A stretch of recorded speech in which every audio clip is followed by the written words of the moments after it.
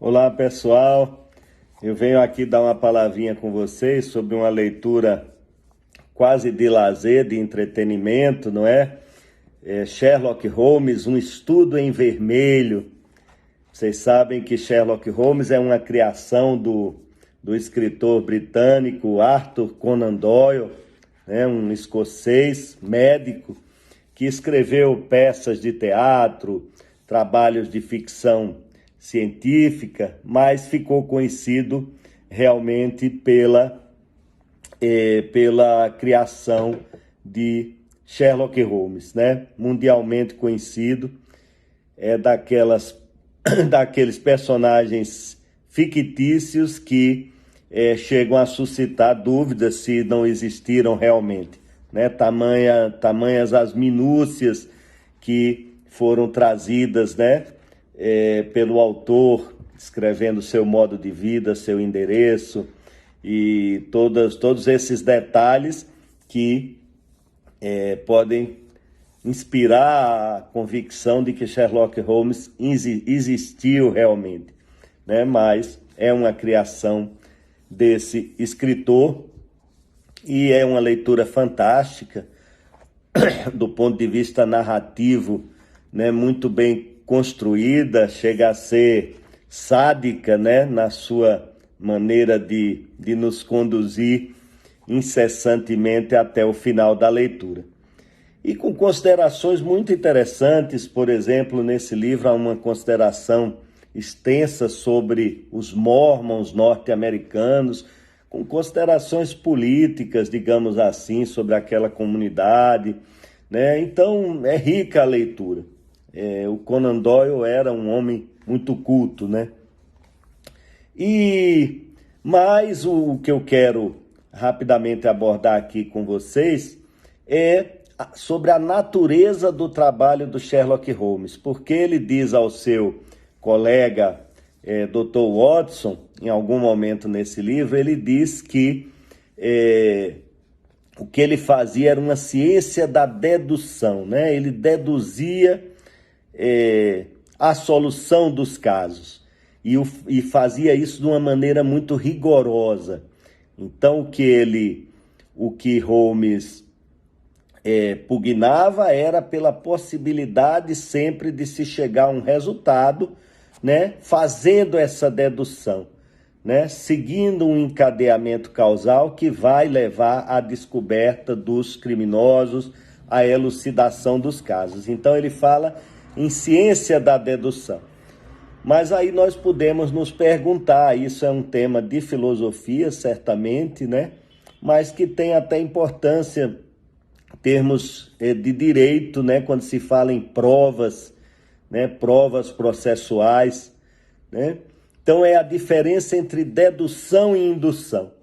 A dedução se diz que ela parte de um conhecimento geral para um conhecimento particular. E a indução seria o contrário, parte de um conhecimento particular para um conhecimento geral. Então, exemplo de dedução seria o silogismo: todos os homens são mortais. Caio é homem, logo Caio é mortal, né? Isso é uma dedução. Está indo do geral para o particular. E uma indução viria, né, de fatos observáveis individualmente, né, que nos levariam a formular uma lei geral. Então, por exemplo, o ouro conduz à eletricidade, o cobre conduz à eletricidade, o bronze conduz à eletricidade. Então, os metais são condutores de eletricidade, né? E alguns filósofos vão destacar que o conhecimento científico, e eu falo aqui sobretudo de Francis Bacon, o conhecimento científico é notadamente um conhecimento indutivo, né? Você parte da observação dos fatos e a partir daí você tenta, né, formular leis gerais. Esse seria o trabalho do cientista, né?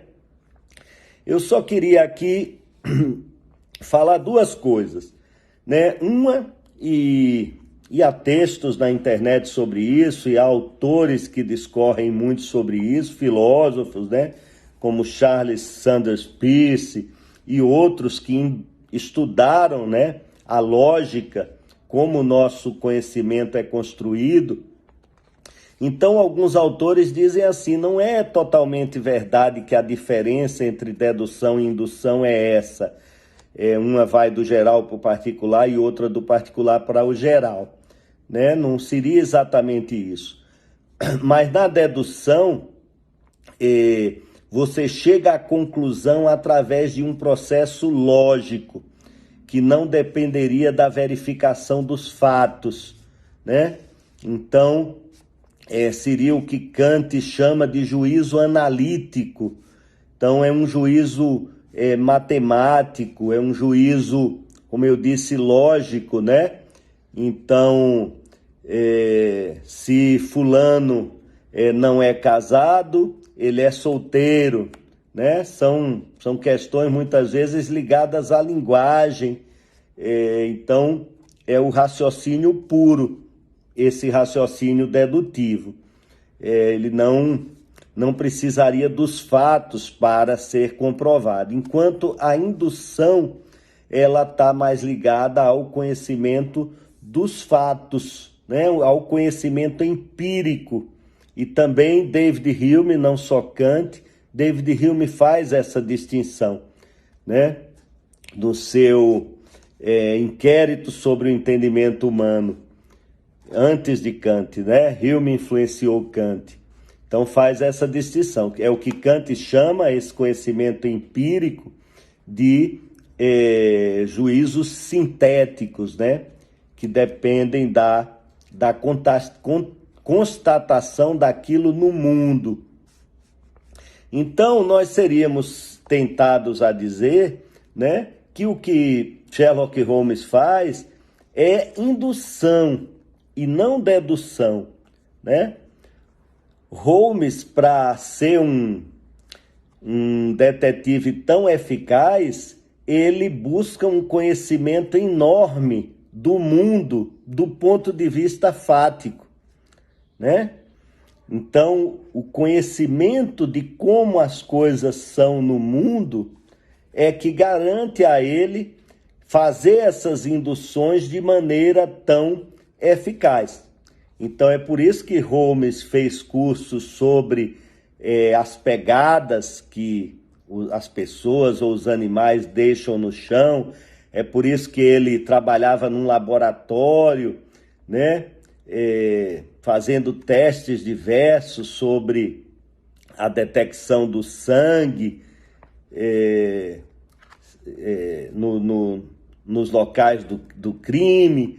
Ou seja, é eminentemente um conhecimento prático que ele busca, né, construir para que a sua, que ele chama de dedução, mas eu estou dizendo que é indução, mas já vou para finalizar, vou colocar isso em questão, mas ele porque ele conhece muito das coisas, né? Então, por exemplo, ele diz que sabe identificar pela cinza deixada num cinzeiro que tipo de charuto ou de cachimbo, de fumo, a pessoa estava usando, né? Então, isso depende de um conhecimento de fato que foi adquirido por ele, né? Que permite, então, que ele olhe uma cinza e saiba dizer qual era o charuto que o envolvido no crime, no caso, estava fumando, né? Então, é eminentemente um conhecimento prático, né? E que ele chama de dedutivo. E aí é que eu quero finalizar dizendo o seguinte, que no nosso raciocínio, a indução e a dedução trabalham de forma muito ligada, né? De maneira muito casada as duas, construindo as nossas conclusões e as nossas assertivas sobre as coisas, né? Então eu vou dar um exemplo aqui. de um estudo em vermelho, numa parte lá que nem é ainda muito importante para a descoberta aqui do caso, a elucidação do caso. Holmes olha por sua janela em Baker Street e vê do outro lado da rua um homem que ele diz então para o Watson: olha, um sargento da Marinha Real está vindo aqui nos entregar alguma coisa. E aí o Watson, né, desconfia ali no início, ainda estava conhecendo o seu novo colega, Sherlock Holmes, e vem esse homem e entrega alguma coisa, alguma encomenda para eles, né? Mas logo em seguida revela que de fato tinha sido um sargento da Marinha Real, né? E aí o Watson fica muito admirado e Holmes diz: olha, foi simples saber disso, porque eu vi que ele estava muito corado, bronzeado, e que, portanto, ele tinha que ter estado nos trópicos, né? E também eu notei pelo seu porte que ele era um homem habituado ao comando, pela sua maneira de andar, né? Então, veja só, o que Holmes fez é o seguinte, o que me parece aí, né, é que a indução anda casada com a dedução. Você tem que ter a premissa maior já na sua cabeça. Essa premissa maior é o conhecimento, né? E aí a premissa menor é o aspecto fático que você está buscando para chegar a uma conclusão. Então, a premissa maior, nesse caso do sargento da Marinha, eram duas premissas fáticas, né, do mundo, né, leis gerais, mas Holmes tinha que ter esse conhecimento para fazer o que ele chama de dedução. Então, as pessoas bronzeadas, pelo menos talvez naquela estação ali em Londres, elas tinham que ter estado nos trópicos. Talvez, ou ele estava se referindo a uma vida de trabalho nos trópicos. Aquela cor não é a cor de alguém que trabalhou na Inglaterra a vida toda. Então esse é um conhecimento do mundo que ele tinha, um conhecimento geral. Então quando ele vê aquele homem, ele diz: não, esse homem não é daqui da Inglaterra, ou não trabalhou aqui, né? Trabalhou nos trópicos. E aí, o outro conhecimento geral, né, que parece banal: os militares, de alguma patente, pelo menos, talvez algo assim, andam com um porte ereto, confiante, de comando, né? Então, Holmes olhou: esse homem é um militar, mas por que é que ele está corado? Então, ele serviu na Marinha, né, em alguma das possessões que a Inglaterra tinha pelo mundo, nos trópicos. Então Holmes era um homem de um grande conhecimento do mundo, de como as coisas eram. E aí ele conseguia buscar aquela premissa menor, né? Então não é exatamente que ele parte. O cientista, quando está pesquisando uma lei desconhecida, aí sim é a indução pura, talvez. Ele está, né, partindo do observável para buscar uma lei geral. Mas no caso de Holmes, ele já sabe, né, que a marca tal do charuto gera um tipo de cinza, né? Ele sabe que o londrino não tem aquela cor. E aí isso entra num silogismo também, da mesma forma que a dedução. Só que o que ele constata é a premissa menor.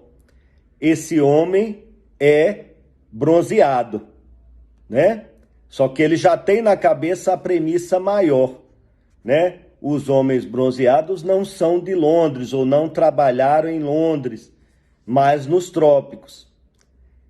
E aí ele chega à conclusão: então, este homem trabalhou nos trópicos. Então, nem sempre ou sempre o nosso raciocínio trabalha com essas idas e vindas, né? da indução para uma premissa